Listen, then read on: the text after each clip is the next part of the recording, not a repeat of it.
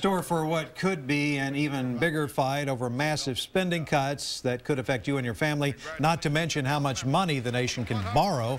But some new Texas lawmaking blood could bring a much more conservative outlook view to the Capitol Hill. And KXAN's political reporter Josh Hinkle has more. Mr. Cruz of Texas. As Texas incoming Senator Ted Cruz took the oath of office in Washington, the state's conservative congressional faction got a big boost. I was just sworn in a few hours ago. At this point, I haven't even found the restroom. Shortly after the ceremony, the Republican Tea Party favorite told us how he would have voted in this week's fiscal cliff debate had he been in office. We're going broke.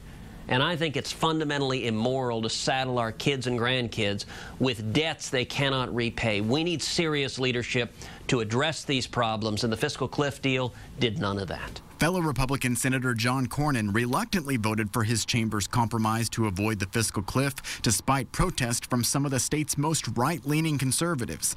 Texas retiring Senator Kay Bailey Hutchison also voted for the measure, her last vote before departing the Senate. This new Congress, no, they won't figure it out. They're too set in their ways, and they just don't have it. I'm guessing they're too much into themselves to think about us. Because they're career politicians and they're going to use the same old rope-a-dope tricks they always use.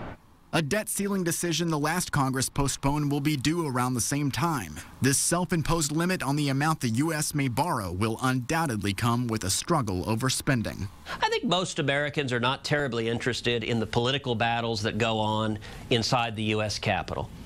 They're looking for leaders who will roll their sleeves up and get serious about solving these problems. However, the first item on the agenda will be a lofty aid package for victims of Superstorm Sandy. A vote for an immediate $9 billion is set for Friday, while a larger amount of $51 billion will be taken up in mid-January.